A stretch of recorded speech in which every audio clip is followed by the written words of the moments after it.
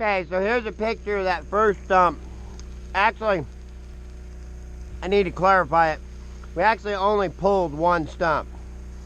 The second one, where I thought we was pulling the stumps, that was when the guyline drums were just reversing off. But here's what happened. You can see this piece right here, which is that piece right there. The line come around it, the yarder's right up there. So we're pulling on it, and it's got a pretty good pull, obviously. It's fairly close, but being that short of a tower, you know, it's not 100% optimal, but it you know, it's not like it was bad either. Anyway, so what happened was, because of pulling on it, when this piece here that rolled up out of the notch here, you can see where they cut it like this. Well, it pulled up into the notch, was right about here. When it pinched this piece off and it went flying, then that's when the line sucked up in there. And it allowed, when it pinched that off and then sucked up in there, it allowed, you know, 2 or 3 inches of slack. And 2 or 3 inches doesn't seem like that, but it is. And it's just enough that when it allowed the slack and then it laid forward and jerked, that's what actually pulled the stump. And hopefully you can see this here. You can see where this is definitely pulled. But if you were to come down here and that wasn't 100%, you know, noticeable, you can also see the ground disturbance here. That's what you're looking for. When I say I'm checking stumps, it's not always just standing on them to see if they're wiggling. You know, most of the time, if they're coming out of the ground, you're going to feel it.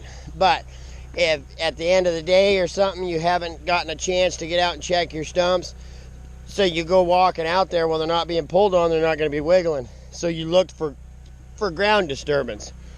And so this little piece right here would be a clear indicator to me that something's going on. But like I say, we know what happened because we pinched that piece off, and that root is 100% out of the ground. So the stump is no good now. We've pulled it. And like I say, that the second one, we weren't pulling the stump. It was the guy line letting go. So after we pulled this one, it took the guy line a little bit out of lead. When you're this close, you got to be careful, because if you move too far, then you take the guy line out of lead, then you're putting extra pull on your other guy lines. So we moved to this one, ample enough stump. You know, it's also being held in by that stump. It's being held in by that stump. It's got the slope of the hill that goes with it. So those are all the things that you take in factor when you're picking a stump. You know, if it's sitting on top of a knob, I don't see one. Yes, I do, right here.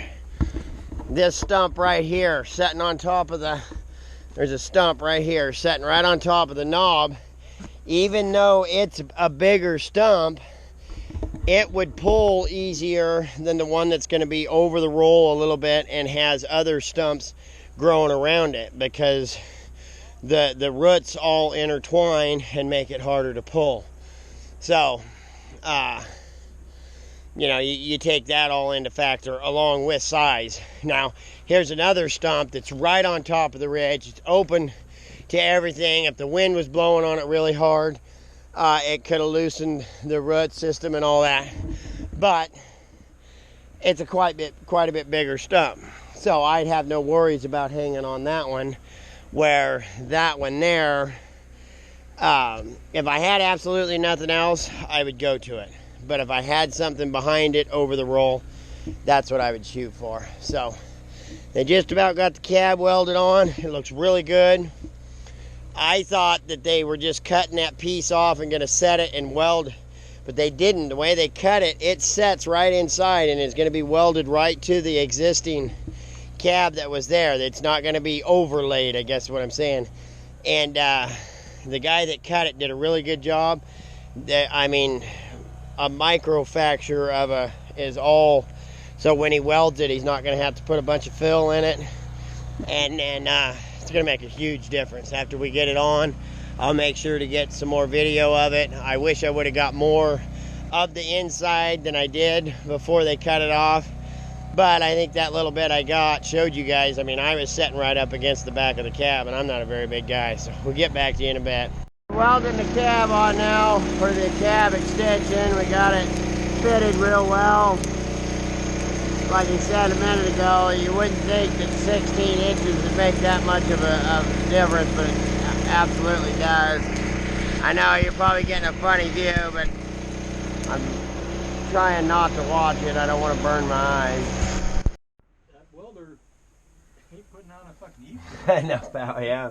I mean, God, I can't believe how much room that, I mean, that really is. It's you don't think 16 inches is that much, but it's like an add-on to a room, huh? Yeah. I mean, yeah, there's going to be plenty of room to put stuff in there and then hang your...